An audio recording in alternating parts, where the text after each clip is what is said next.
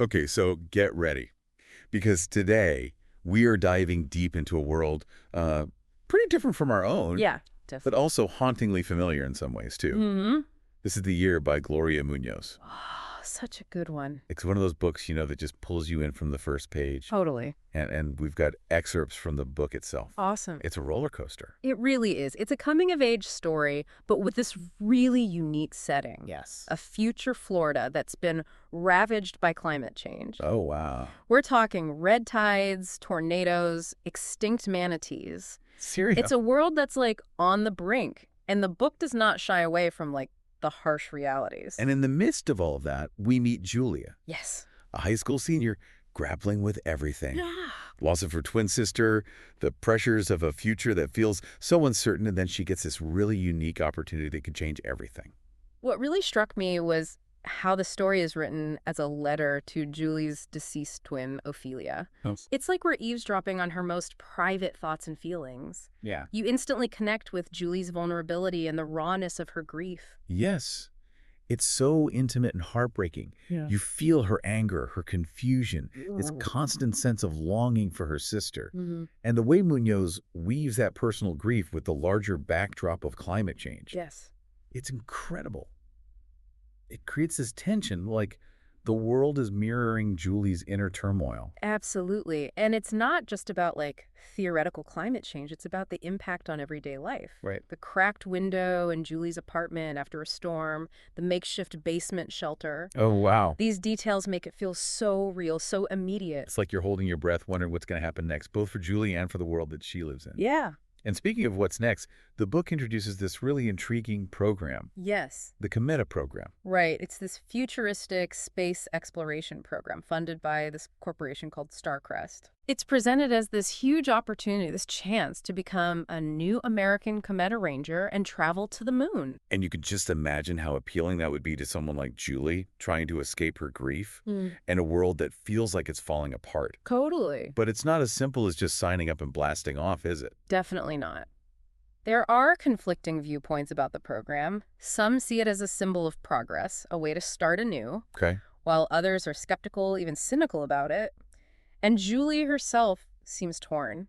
Her motivations are constantly shifting. I love how Munoz uses these numbered lists of reasons to leave Earth throughout the book. Oh, yeah. They evolve as Julie's experiences and perspectives change. Yes. It gives us this glimpse into her internal struggle. It's like she's trying to convince herself as much as anyone else. Exactly. And then there are the other characters like Sonia Mari Roger, Yeah. Julie's friends from before her sister's death.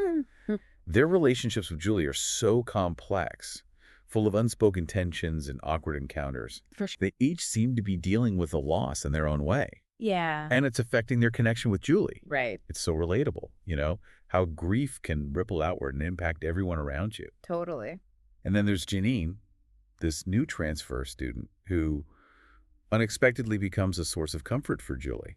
Oh, nice. It's like a little spark of hope amidst all the darkness. Their connection feels so genuine, especially against the backdrop of all these other strained relationships. Yeah. It makes you wonder how these friendships will evolve as Julie navigates her grief and this huge decision about the Cometa program. And here's where things get really interesting. There are hints of unexpected twists, like Julie joining a roller derby team. What? The skirt bags. Wow. Talk about an outlet for all that pent-up emotion. I love that. Yeah. And that's not all. Oh. There's even mention of a dramatic event at the launch itself. Right. Something that could change everything. Munoz masterfully builds this sense of anticipation, Wow. leaving you on the edge of your seat, desperate to know what happens next. It's like she's saying, hey, here's this fascinating world, these compelling characters, this impossible choice, but I'm not going to give you all the answers just yet. Right? It's brilliant. It keeps you hooked and wanting more. It definitely makes you curious. What will Julie ultimately decide? Right. Will she find solace in the stars or forge a new path here on Earth? And what about those twists and turns? There's a sense that anything could happen. Totally. And that's part of the book's magic. It leaves you with this lingering question. What will this is the year ultimately hold for Julia? Right. And I guess we'll have to dive deeper into the book to find out. I guess so.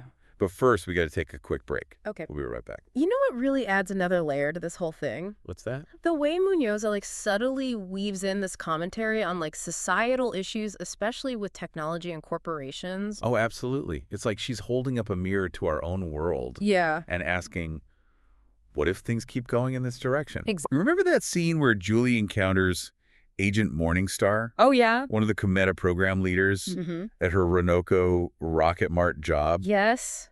That scene is chilling. The way Morningstar approaches Julie, almost like a recruiter dangling this like incredible opportunity. Right. It just makes you question the motives behind the program. Yeah. Is it really about scientific exploration, or is there like a more manipulative agenda at play? Right. And then there's the constant surveillance, drones, cameras. It feels like privacy is a luxury in Julie's world. Yeah. And like the influence of corporations like Starcrest over space exploration, it makes you wonder who's really benefiting from all of this. Exactly. But even with all that darkness, Yeah. there are these like glimmers of hope, these moments of genuine human connection that shine through.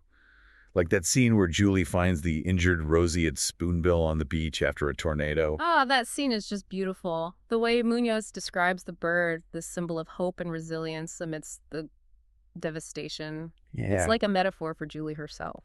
We're trying to find her footing in this world that just feels broken.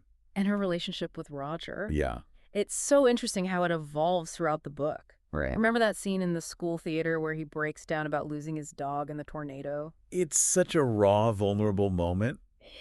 And Julie, despite her own grief, she chooses to stay with him to offer comfort. Yeah.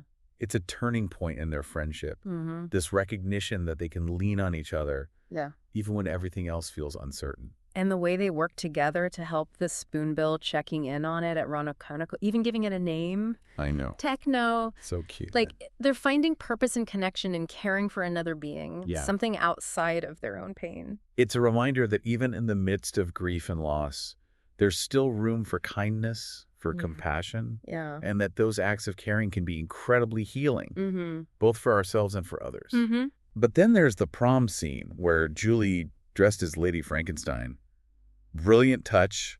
By the way, seems to be letting go, having fun for the first time in ages. Yeah. And then, bam, she has this panic attack. That moment is so powerful because it highlights the unpredictable nature of grief. Right. It's not linear. Right. It can sneak up on you even in moments of joy or lightness. And it reminds us that Julie is carrying so much weight on her shoulders. This decision about the Cometa program, her strained relationships, the loss of her sister, it's all bubbling beneath the surface. And speaking of the Cometa program, the training itself seems pretty intense. Yeah. We see glimpses of Julie pushing herself to the limit physically and mentally. It makes you wonder if she's truly ready for this, if she's going for the right reasons. Right. It's like she's trying to escape her problems, but the training forces her to confront them head on. And her initial motivation to leave Earth, it starts to shift as she experiences the challenges and the camaraderie of training with the other candidates. Yeah, she starts to realize that maybe running away isn't the answer. Right. Maybe facing her grief, her fears, is the only way to truly move forward. Exactly. And the other trainees, Neil, Hamiro, Jario, they add another layer of complexity to the story. They're not just background characters. They're each dealing with their own anxieties and aspirations. Yeah. And their interactions with Julie, sometimes supportive, sometimes competitive. Right. It feels so real, so authentic to the experience of being part of a team. And then there's the conflict with her mom. When Julie finally reveals that she's been accepted into the Cometa program, her mom's reaction is, well, explosive. It's heartbreaking because you can see both sides of the story. Right. Julie's mom is terrified. She sees the program as dangerous, a pointless risk.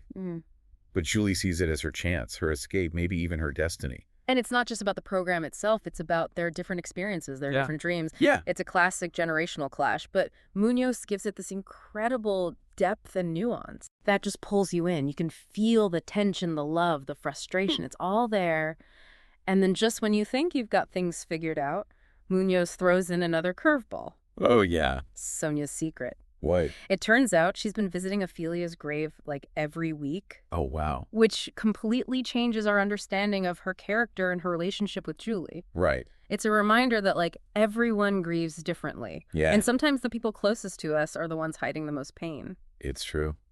Their conversation at the grave is so raw and honest. Yeah. They finally let their guard down, sharing their grief and these complicated feelings about Ophelia. It's a powerful moment of connection, and it leads to Sonia introducing Julie to something truly mind-blowing. Okay, what? The Holoprism 9.0. The what? This futuristic device that uses memories and AI to create holographic projections of deceased loved ones. Ooh, that's crazy. Talk about a game changer. The way Munoz describes the holographic Ophelia, it's almost as if she's back in the room with Julie. Wow. Full of life and laughter. Oh, wow. It makes you question what it truly means to lose someone. Yeah. And whether technology can ever bridge that gap. It's both beautiful and unsettling. Totally. On the one hand, it's this incredible opportunity for Julie to reconnect with her sister, even if it's just an illusion. Right. But on the other hand, it forces her to confront the permanence of Ophelia's absence. And the timing couldn't be more intense. Oh, gosh. Just as Julie is experiencing this profound encounter with the holographic Ophelia, she gets the news. She's been selected for the Cometa program. Wow. Talk about a whirlwind of emotions. It's like fate is pushing her towards this destiny, even if she's not entirely sure she's ready. Right. The book does an incredible job of building the tension leading up to the launch, the graduation ceremony, the goodbyes, the media frenzy. You can practically feel the energy and anticipation. And then just as Julie is about to board the shuttle, surrounded by cameras and cheering crowds, something unexpected happens. She has a complete breakdown. Oh, no. After all this buildup, all her determination to escape Earth, she suddenly falters at the very last moment. It makes you wonder if those doubts she's been wrestling with have finally caught up with her. Yeah. It's such a human moment. Yeah. And it really speaks to the complexity of her character. Totally. Munoz doesn't shy away from showing the messy, unpredictable nature of emotions, especially when it comes to grief and loss. And that's where the book leaves us. I know. On a cliffhanger. The worst. Will Julia board the shuttle and embark on this life-changing journey? Right. Or will she choose a different path? Yeah. It's a question that will keep you thinking long after you finish reading. But even though the ending is open-ended, the book offers this sense of hope. Yeah. This belief that even amidst loss and uncertainty, there's always the possibility for growth and healing. The year is more than just a coming-of-age story.